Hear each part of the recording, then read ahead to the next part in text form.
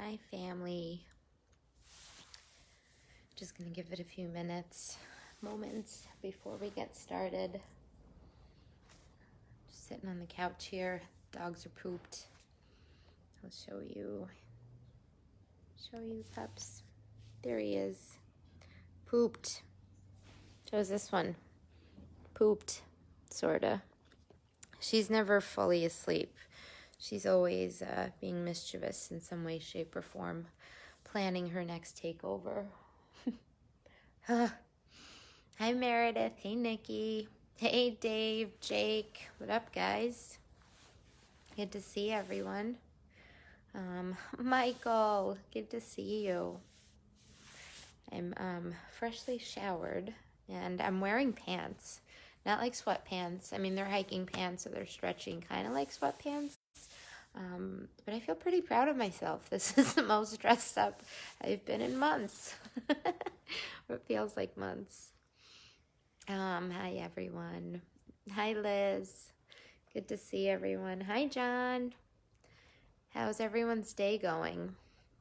Did you get outside? Enjoy the sunshine? Hi, Candace. Good to see you. I did some gardening today. Mary Jo, hi. Good to see you, my Starbucks sister. Mary Jo and I are super excited that Starbucks are opening back up again. Little basic things. So I did some gardening today. Liz outside with the pup now. And by gardening, hardly gardening. And I had help planting some shrubs.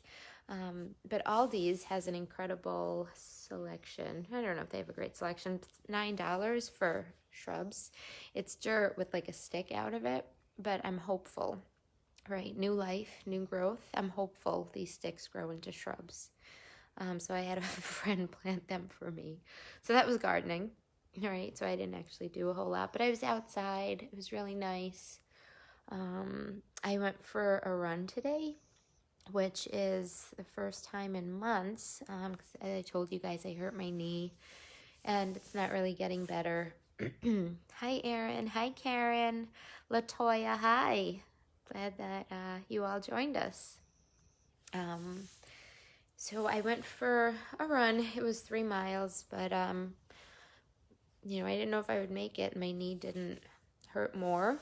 It's just the constant pain, so things aren't making it hurt more, which is interesting, and it felt really, really good. It was really slow. I was really cautious, but that is a big accomplishment for me, because a couple months ago I couldn't really do stairs or walk a whole lot. Yeah. So I was thinking, and the reading today too kind of aligned with it, is like, how like self-soothing, how babies will suck on a thumb or pacifier and kind of like soothe themselves, a blankie. I was thinking about the things that like soothe me. And sometimes for me, I like fuzzy socks. One thing, I love feeling the wind on a warm day. The sun, it has a way of like wrapping its arms around me. My dogs, it's like a 50-50. They're like anxiety-inducing emotional support dogs, So it's like a 50-50 shot that they're gonna soothe you versus give you an anxiety attack. You never know. They keep you on your toes. But today's reading out of Journey to the Heart, the daily meditation, was all about comfort. And I think, all of this, everything in this book, a lot of what we talk about is along the same lines of like self-love and self-care and recognizing our worth, being able to look within, seek internal validation, internal comfort, as well as external comfort, actually, when it comes to comfort. So today, April 29th, second to last day, April. Oof, can you believe it? So comfort makes everything better. With comfort comes nurturing, genuine acceptance, and love. Comfort doesn't involve any expense. It comes from the heart. It goes right to the heart. right? Something so simple. And comfort is a very broad term. I talked about like fuzzy socks. For some of us, it's a hug that we're not able to necessarily provide or receive right now. For others, it's act of kindness. It's a combination of different things. A phone call. There's that snack delivery, snack fairies, a little Facebook group started. And a lot of, I guess, folks were doing it for wine, like wine delivery or snacks that had to do with wine or alcohol. I'm not sure, but there's a group of sober wine fairies, sober snack fairies. And they just pick a few people. If you want, you leave your address. It's a private group of women. And you leave your address, and they surprise you one day by bringing like snacks of that you've shared with them what you like. So these little acts of kindness, right? I talk about that a lot. Even when we think there's nothing we could do, we're completely powerless. We always have a choice. We always have a choice, even if that choice is doing nothing about a situation, right? Look at how much better you feel when you receive comfort, when you comfort yourself, when you allow the universe to comfort you. Look at how those around you respond when you give comfort. A comforted person feels renewed, healed, genuinely okay. When you're comforted, the pain and stress that has awakened you each morning dissipates.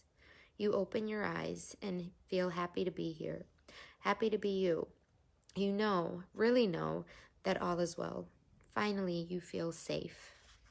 Oh, Sadie, hi. I gave myself a hug today after singing, chanting. That is beautiful. Your post caught my attention right away, or your comment. Hi, Linda. Hi, Karen. Danny, hello. Sadie, I absolutely love that. I can't love that enough. I don't think I could send emojis or heart emojis, but so many heart emojis there.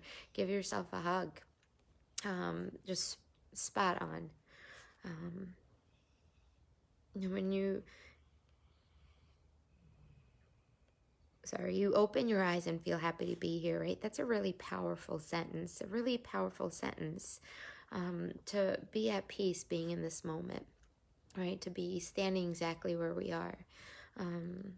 When many of us were young, we ran to our mothers, grandmothers, or aunts to make a skinned knee, a hurt feeling, a bruised ego better.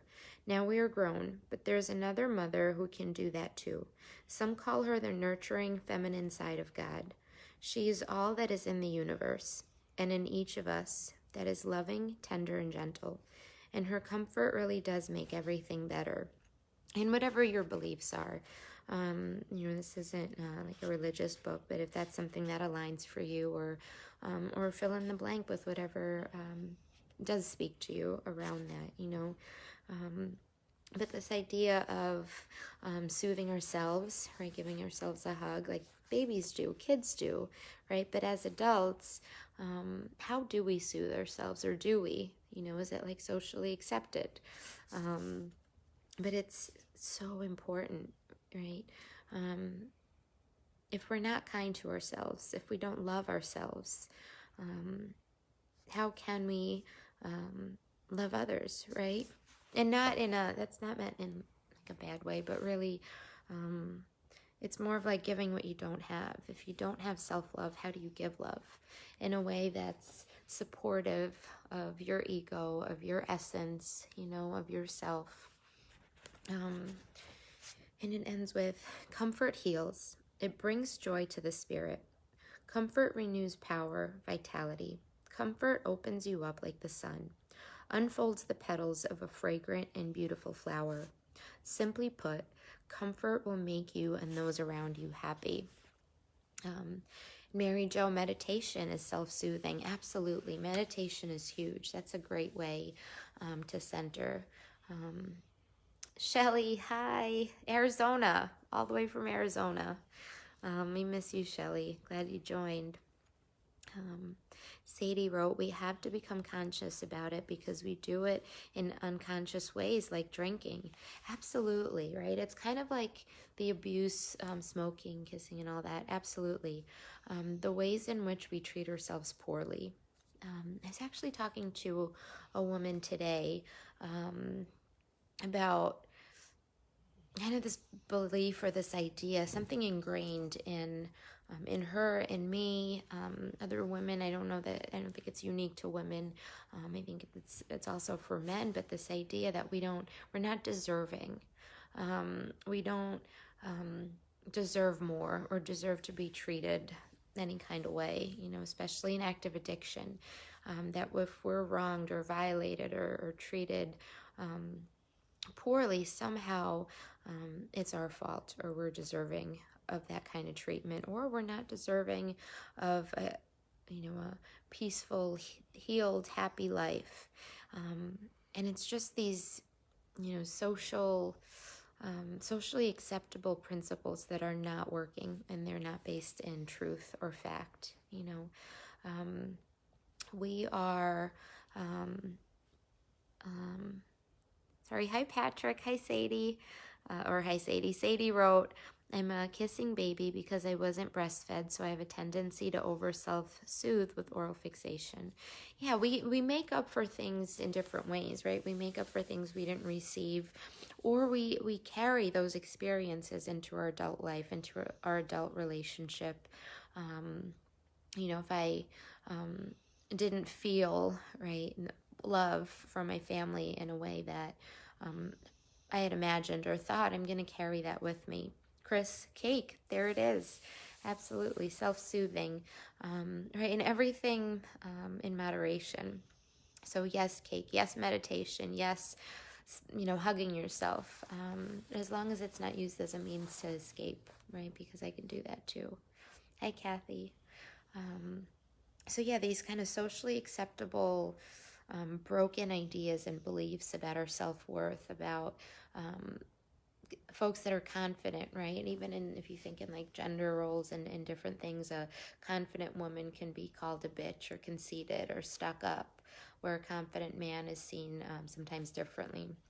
And I know these are controversial topics, so I'm not the expert. These aren't, you know, that's another thought I was having today, is who am I to judge? I'm not the judge of anyone's character, but I do know that we all are deserving. As humans are deserving of comfort or deserving of love. We're all somebody's child, somebody's loved one, so we're definitely deserving of all the gifts that recovery, this world, this life has to offer. And kindness goes such a long way. Comfort is so important. The ability to feel safe. I've talked about this before too. Like for me, I feel safe when I go to my bedroom, specifically when I'm in bed, right? And it's like not going to sleep, but if I feel unsafe, I'll just go up to my room. And it doesn't mean physically safe, it means emotionally safe. It may be something's triggered me. Whatever it is, it's really important for me to feel grounded and safe. And when I don't, I know ways to self-soothe, right? To make myself feel safe, or help myself feel safe, rather. And be able to provide comfort and also seek comfort from others, because it's an exchange, right? It's not just about me fixing me and soothing myself. It's really about the exchange of energy, the exchange of our being able to comfort one another. Hi, David. David. So those of you that watched a couple of days ago, I found a mouse and I tried to make it a pet. And I reached out to David because he is very knowledgeable with rodents and snakes and animals as a whole. And he's rescued a squirrel, and he was trying to help me, but unfortunately it was too late for this guy. So thank you, David. And hi, Paul. we're just talking about kind of comforting ourselves in difficult times, comforting our loved ones in difficult times, being kind, and kind of having like a non-judgmental stance about the world. You know, I've done things in active addiction and recovery that I wish I could take back.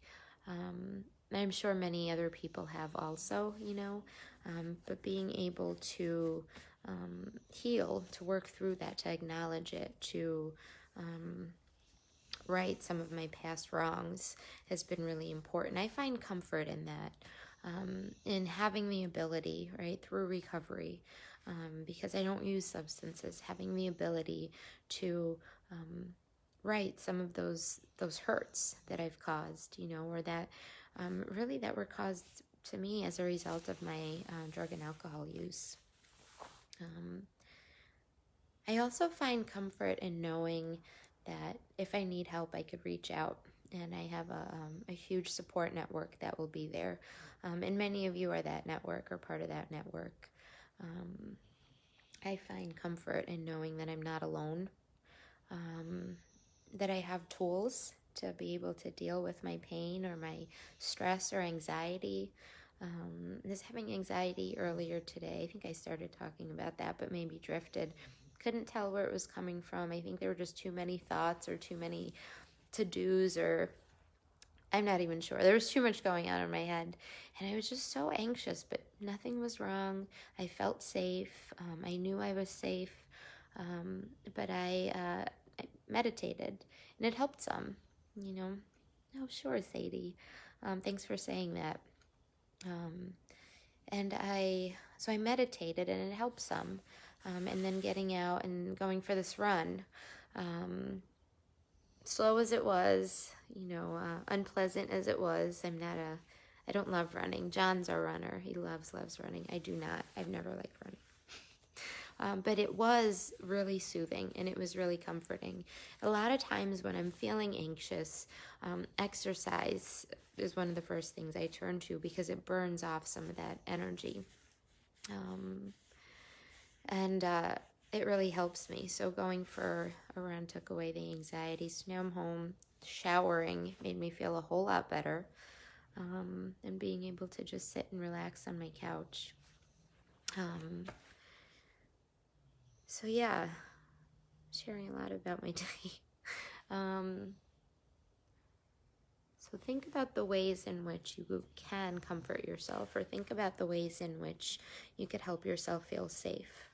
I think one of the first Facebook feeds we talked about identifying your support network, like writing out the people you can call in times of crisis, or not even, this is like air quotes, not even crisis, but times of need. You know, sometimes when I'm in need, I know who to call. I have the names in my mind, but I just don't. I might just sit in it, in the anxiety or in the discomfort. But if I have it on a list, I just turn to it, and there are my instructions, right? There are my directions. So identify your network, your support network, your I think we called it our oh shit list. What do we do when shit hits the fan? You know, and identify those things that soothe you, right? That will make it better. I find that writing things down or having things on paper just make it a lot easier for me. You know, whether if I have them in my mind and they're just fleeting. Same with like writing notes in my phone. I don't always do. I like actual books. You know, I can't do like Kindle. I mean, I guess I can, but so something about, it's like tangible, you know, pen and paper, putting it down in ink, being able to hold it, put it on my fridge, whatever it is, has been a tool that I use, and to write out the tools that you use.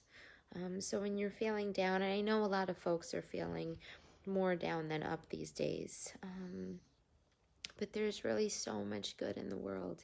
So many good things are happening. And going back to perspective, I was talking to someone else today, and we were talking about, I don't know, I think he was just really, I don't know if upset, but feeling kind of down or negative. And I said, look at like, I just think about, or maybe, no, I think he mentioned something about like, I wish I could have that level of acceptance. And my thought is, or I told him, I just think about the benefit this is having to the earth, to the world. Pollution is down, smog is down. The Adirondacks mountains, the trails closed, and for years, for last couple of years, there's been efforts to curb the traffic because all the trails, all the beauty, right, the woods, these places we go for reprieve, we're getting so eroded from all the foot traffic. So this is like a reset for the world, and it's getting to heal, and again, not to minimize anyone's pain during this time, not to minimize those that are sick and are struggling or having a hard time with this or whatever it may be. It's just something that helps me practice acceptance and look at, the perception, trying to not get sucked into the painful, the negative moments. Sadie, where there is loss, there is an even greater presence of love. I love that. That's really beautiful. Where there is loss, there is an even greater presence of love. I love that a lot. Thank you so much for sharing that with us. That's going to stay with me for sure. I really appreciate it. Yeah, so everyone get back to your oh shit list. Practice self-love. Write out some gratitude lists. That always helps me. Be kind to yourselves. Be kind to others. And embrace the day. Thanks, everyone. I hope you have a great night. I'll see you again, same time, same place tomorrow. Bye.